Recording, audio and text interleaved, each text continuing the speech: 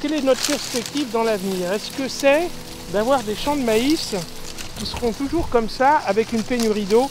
Je pense que c'est absolument pas possible. Regardez ça.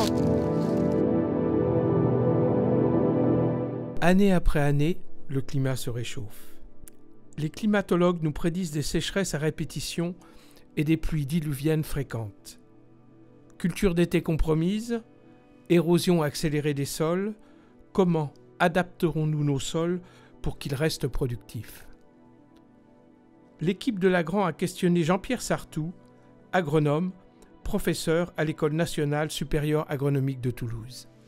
Il est bien établi aujourd'hui par les climatologues que le changement climatique va entraîner des événements extrêmes de type sécheresse, inondation, tempêtes de plus en plus fréquents, de plus en plus intenses. Et donc les conséquences pour l'agriculture, ça va être des périodes de stress hydrique plus marquées et inversement des apports d'eau, enfin des pluies très intenses, violentes, qui vont demander au sol d'être capable de recevoir une quantité d'eau, des quantités d'eau très importantes, de façon violente, pour que l'eau s'infiltre sans ruisseler, pour que l'on puisse profiter de cette eau-là, sans qu'elle soit gaspillée en rejoignant les fossés, les ruisseaux, les rivières. Donc il va falloir que les sols agricoles s'améliorent concernant leur infiltrabilité.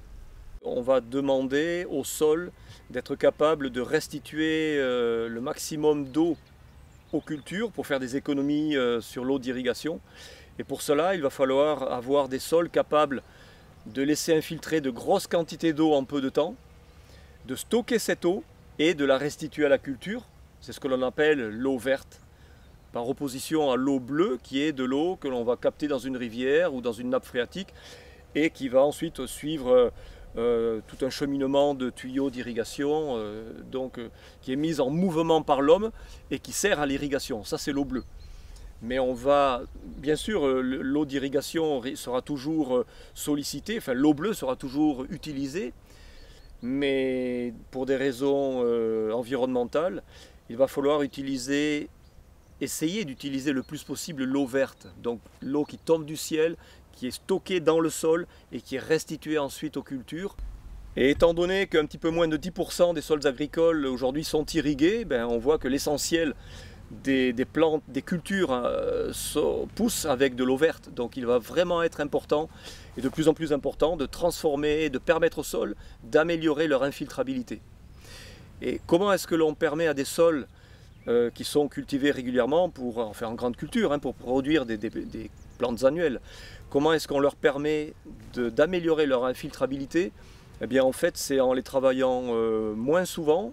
Si possible, idéalement, c'est en arrêtant tout travail du sol, mais cela ne peut se faire qu'à condition que l'on ait permis au sol, avant d'arrêter tout travail du sol, qu'on leur ait permis de s'enrichir en matière organique. Donc de reconstituer leur stock d'humus, et cela, ça s'obtient en restituant beaucoup plus de matière organique au sol. Tous les résidus de culture, comme la paille, devraient rester au sol, au champ. Alors bien sûr il faut penser aux éleveurs, mais à ce moment-là il faut qu'il y ait un retour à la parcelle sous forme de fumier. Donc une restitution de matière organique maximale au sol et une diminution, voire un arrêt du travail du sol. Ce sont les principes, deux des principaux principes de l'agriculture de conservation des sols. Donc en fait on permet aux sols d'améliorer leur infiltrabilité, d'améliorer leur capacité de rétention et de restitution de l'eau aux cultures en appliquant les techniques de l'agriculture de conservation des sols.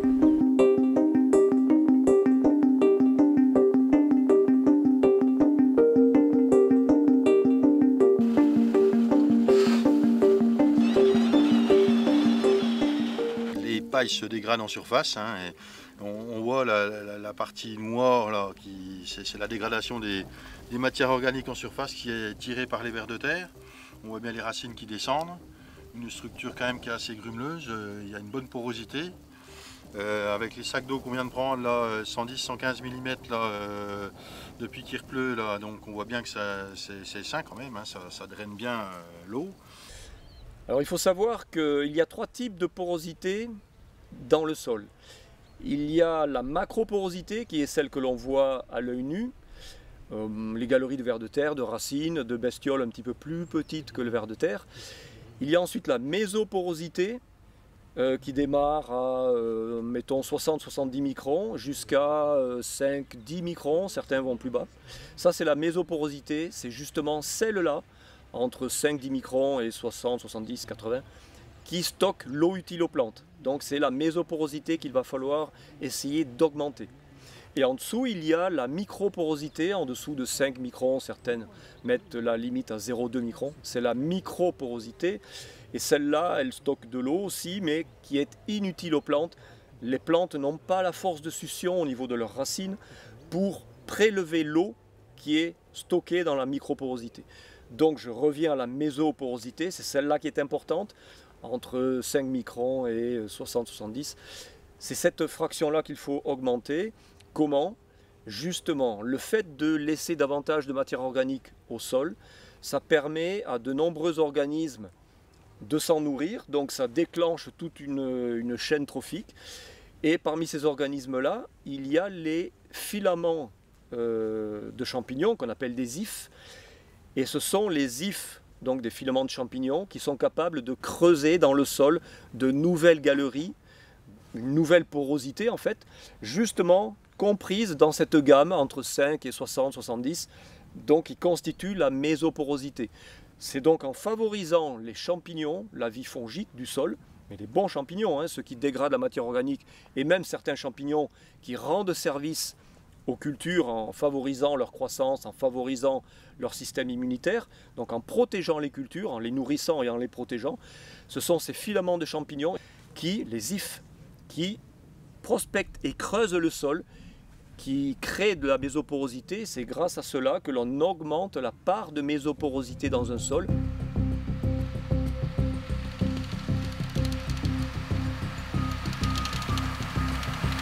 Il y a des échanges directs d'éléments minéraux, d'eau, entre les ifs mycorhiziens. Alors là, ce sont des filaments de champignons, mais de champignons particuliers, puisqu'il s'agit des champignons mycorhiziens à arbuscules. Et ces champignons-là ont besoin d'établir une symbiose avec des plantes pour vivre. La présence de ces champignons mycorhiziens facilite l'alimentation hydrominérale des plantes, puisque le champignon mycorhizien prospecte un volume de sol beaucoup plus important que le seul système racinaire de la culture, ce qui fait que ces champignons mycorhiziens constituent un prolongement des racines de la plante cultivée, augmente le volume de sol prospecté qui est au service, on va dire, qui permet l'alimentation hydrominérale de la plante, mais non seulement ça, renforce le système immunitaire de la plante, et donc la plante, grâce aux champignons mycorhiziens, est capable de mieux se défendre contre les bioagresseurs, que ce soit les insectes ou les agents phytopathogènes, donc agents de maladie. Alors il est certain que si on veut favoriser cette symbiose entre les cultures et les champignons mycorhiziens, arbuscules, les mycorhizes, donc la présence de mycorhizes dans les champs cultivés, il faut limiter le travail du sol.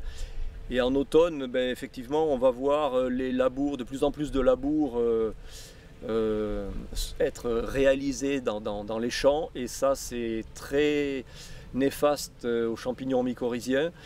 Donc si possible, il faudrait déjà, lorsque c'est possible, arrêter le labour.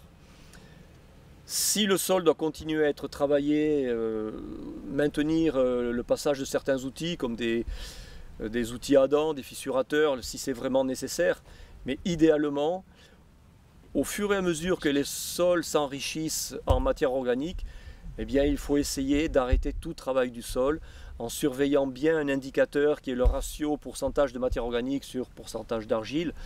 Et lorsque ce ratio avoisine les 15, 16, idéalement 17 et même plus, là on peut commencer à se dire, ça y est, on tient le bon bout, on peut essayer de mettre en place une culture sans travail du sol et essayer de toujours progresser sur ce ratio pourcentage de matière organique sur pourcentage d'argile pour essayer de parvenir à des valeurs comprises entre 20 et 24.